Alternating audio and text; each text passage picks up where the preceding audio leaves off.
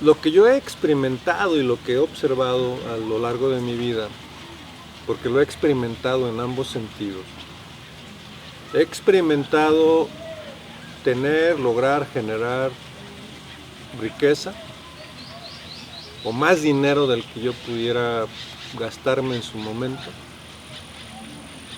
Y he experimentado también la parte espiritual en ejercicios, dinámicas, y me encontré con dos situaciones interesantes.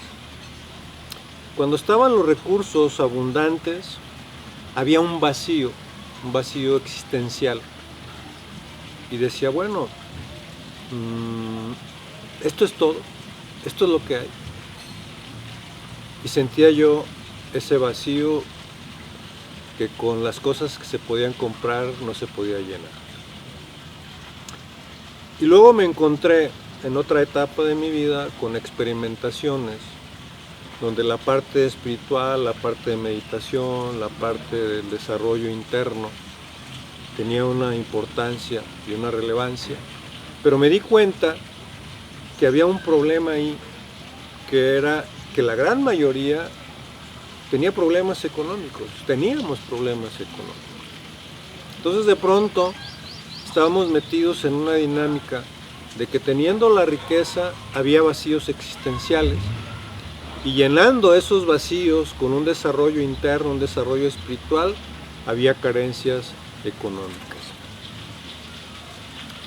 Y creo que esa solución o esa dinámica sigue y continúa a través del tiempo y a través de la experiencia de muchas personas.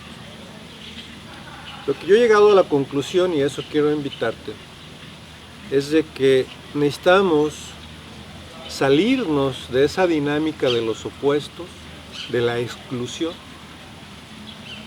pero no es sobreponer uno sobre el otro o al revés, supeditar uno al otro, sino es poner un tercer elemento que ninguno de los dos por sí mismo puede cubrir. ¿Y a qué me refiero?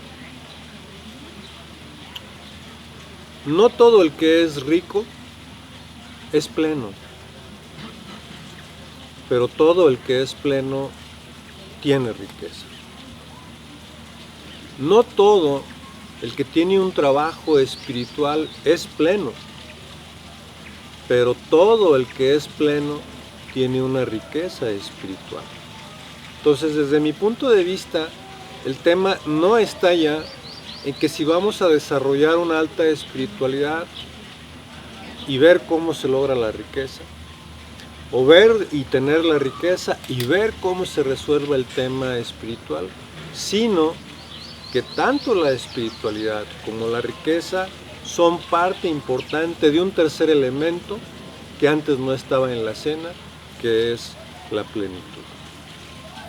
Y entonces aquí la invitación para mí resulta interesante hacértela y decir cómo llegar a la plenitud a través de la espiritualidad y a través del dinero y la riqueza.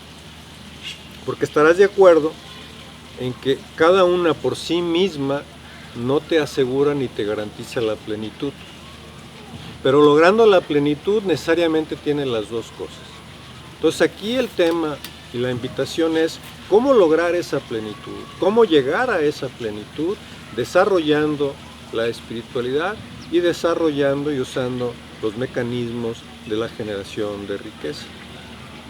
Y las dos, la espiritualidad y la generación de riqueza, tiene que ver con el conocimiento profundo de lo que somos, de cómo estamos hechos, de cómo funcionamos, el conocimiento profundo de cómo funcionan las leyes y los principios de la naturaleza y el universo, porque quizás estarás de acuerdo conmigo en que si tú conoces cómo estás hecho, cómo funcionas, seguramente vas a poder llegar a una transformación y a un desarrollo espiritual necesariamente, porque estarás aplicando no al azar, no a ver qué te encuentras, no a ver qué sucede, no, sino que estarás transformando deliberadamente todo aquello que no te sirve y estarás propiciando y desarrollando todo aquello que te sirve y que te hace sentir bien y te hace sentir en esa plenitud y en esa armonía, por un lado.